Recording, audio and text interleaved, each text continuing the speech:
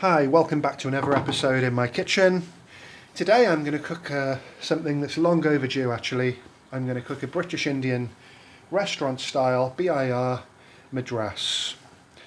You might have guessed a prawn Madras, okay? You can change the prawn to chicken, lamb, whatever you want, vegetables, you name it, okay? So don't really take too much notice of the prawn, just change it to how you like to cook it. So let's start off with the ingredients.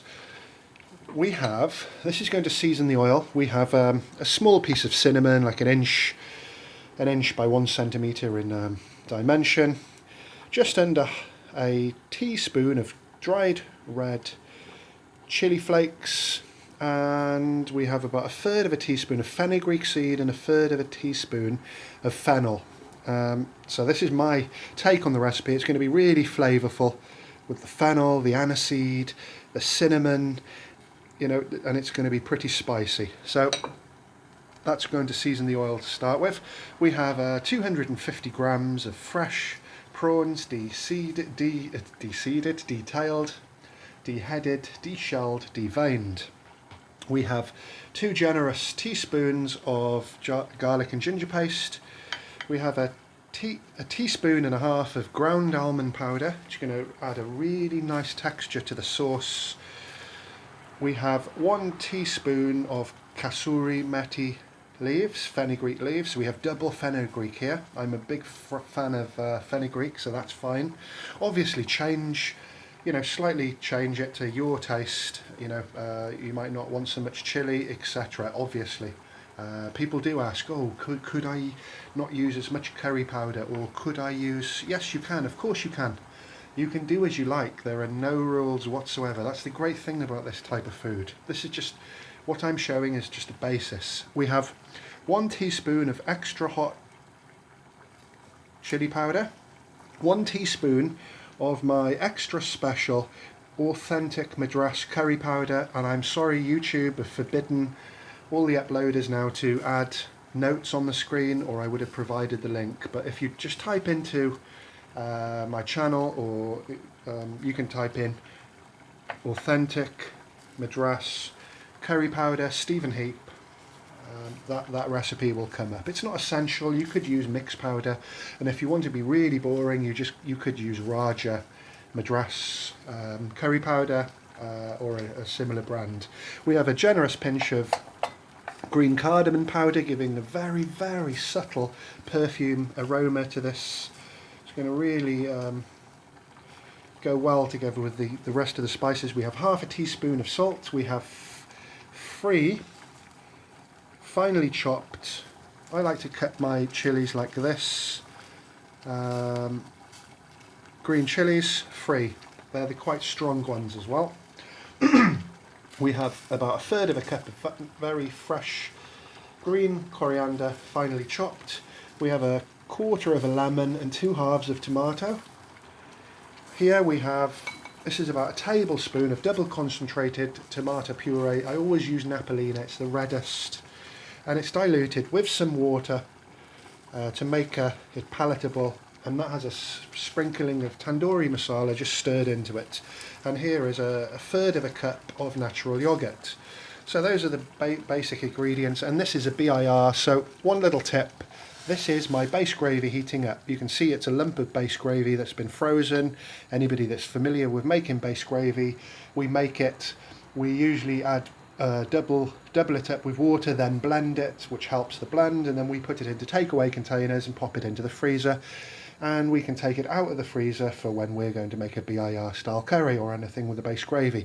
Now my tip, supposing you haven't got much room in your freezer, what I tend to do is I do not add much water to it. I add a very, very minimal amount of water to the base gravy to blend it, so that when I freeze it, it's concentrated. So what I do then, all I do is you'd have a container similar in style to that, and you just put some hot, it could be frozen, put some hot water at the bottom so it pops out and it's concentrated, and then I add about 2/3 of the same quantity with water. What I do, I just pour the water in and I pop the frozen nodule, if you like, of base gravy and then boil it all down together, and it saves space. You know, I'm saving, you know, if I'm going to be using about 2/3 water to that ratio, I'm saving about 40% space in my freezer. I don't know, you might have a large freezer, so it might be no object. But that's the way I like to do it. That's my little tip for the day. So my freezer isn't the greatest in size. So let's get cooking.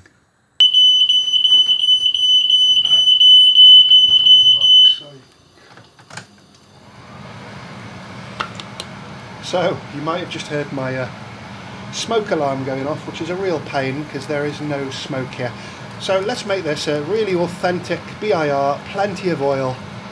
So there's about 3 tablespoons there. You might notice from watching my previous videos, I'm not a big fan of oil. Yes, I know it's essential to get that flavour across, but some of the oil that I experience in restaurants it's just too much. There's just too much oil. This is practically junk food now, isn't it? You know, but let's do it properly. So you notice a lot of videos, you see lots of oil, and I know, I must say, aesthetically it looks great as well, doesn't it? Plenty of oil and that little bit of oil floating on the top and around the edges of the curry. So it's something I tend not to do, but I'm going to make the exception today because it's been a while since I made a BIR curry and I really want to experience it in its full authenticity. So look at that already. Those lovely chili flakes have made the oil turn a different colour. Let's just make sure all that's really infused with the oil. And now we're going to work quickly and we're going to put our ginger and garlic paste in.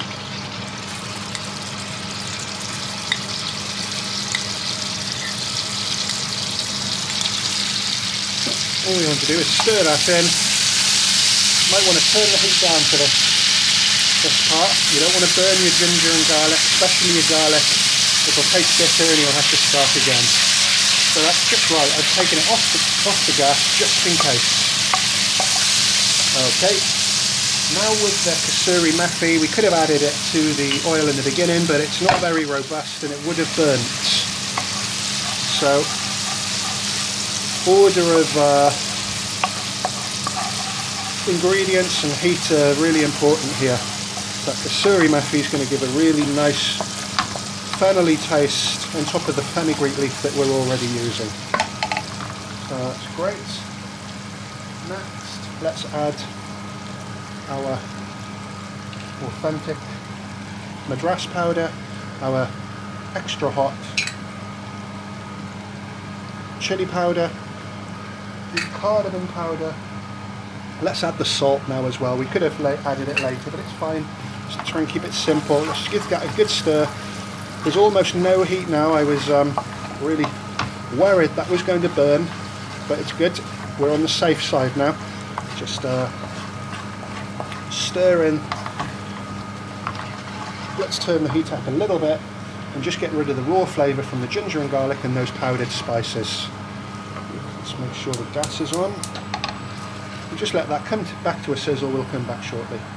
So that's all sizzling away nicely, and because I'm using uncooked prawns, these are grey, they're uncooked, I'm going to add the prawns in now so they cook. As soon as they turn pink, they're basically cooked. So if they were pink, I could have added them to the sauce when we later add some base gravy, the yogurt and the tomato paste.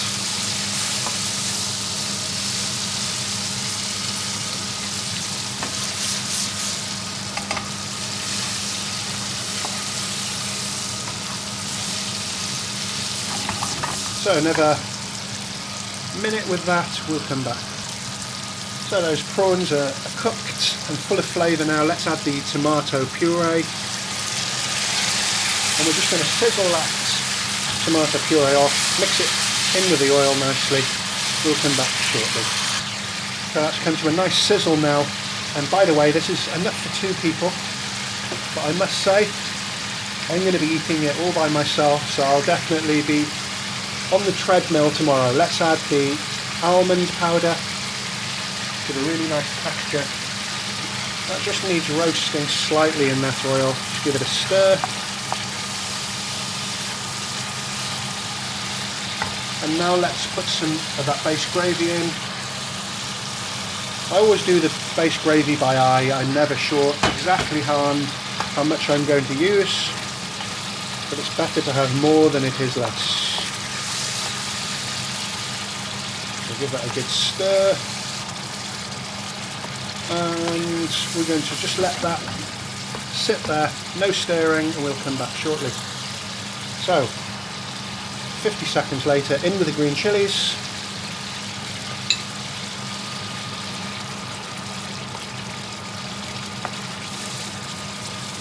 And always remember, the longer you cook the chilies, the hotter the dish is.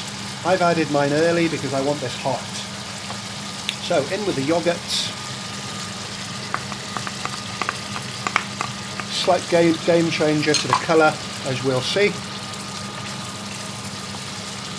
Looking great.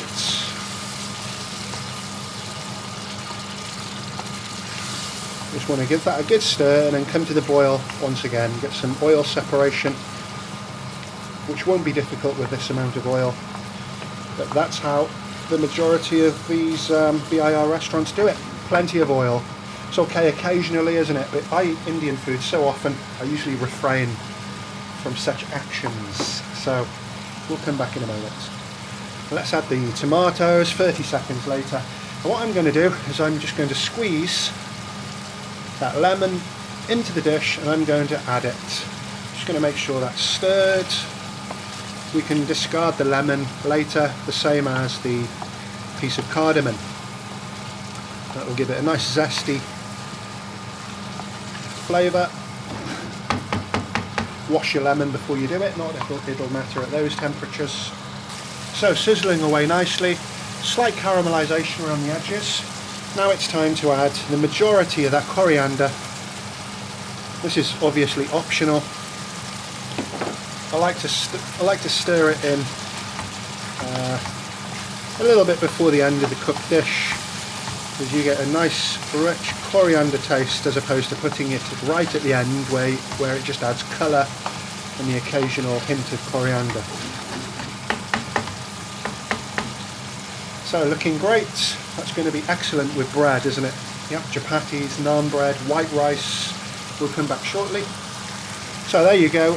Optional now, depending on how saucy you like it, I'm going to add a little bit more base gravy. And once again, I'm just going to stir that in and let it come to the boil once more. So the oil's split and it's ready for serving. So there we go. One very British Indian style prawn Madras, nice and spicy, full flavoured. Costing, I think the prawns were the only real cost. I think they were about £3.50, £4. And this serves two, so it's quite a bargain if you cook this at home.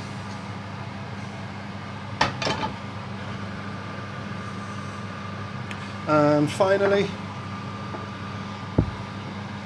let's add the remaining coriander.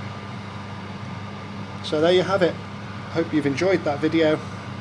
Thanks for watching. Feel free to like, share and subscribe. Much appreciated.